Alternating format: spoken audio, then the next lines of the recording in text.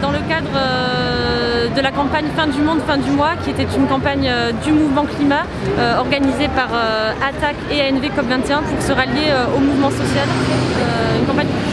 Une action qu'on a fait ce matin, samedi, exprès jour de rassemblement de Gilets jaunes. En fait, tout simplement, on était une trentaine d'activistes vêtus de combinaisons, mes visages découverts, bien sûr, en toute non-violence, et on a été nettoyer la façade de la Caisse des dépôts et des consignations, qui est une institution publique en fait qui utilise notre argent, l'argent des Français, l'argent de vos livrets A en l'occurrence, et des livrets de développement durable et solidaire pour financer des projets de gaz, de charbon et de pétrole. Donc voilà, c'est quand même assez scandaleux, personne n'en parle. Nous, on est des lanceurs d'alerte sur ça, et en fait on s'est vu réprimer avec 6 placements en garde à vue. Donc c'est ça qu'on est venu dénoncer ici ce soir. On a du mal à voir déjà comment ces investissements dans l'énergie fossile, qui sont les énergies les plus polluantes et les plus émettrices de gaz à effet de serre, sont en accord avec l'accord en fait, de Paris, de la COP 21.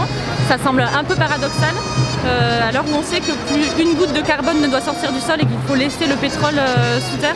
Donc c'est ça qu'on est venu dénoncer ce matin, et c'est pour ça que nos 6 amis sont en garde à vue. Voilà, nous on exprime toute notre solidarité avec le mouvement social, parce qu'on voit très bien qu'en fait tout est lié.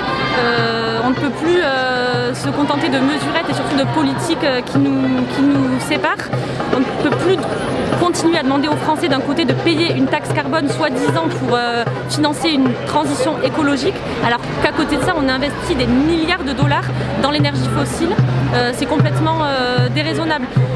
Il faut mettre fin à ces stratégies en fait, d'individualisation des responsabilités. Seules les politiques de désinvestissement des fonds publics sont des vraies solutions à la crise climatique.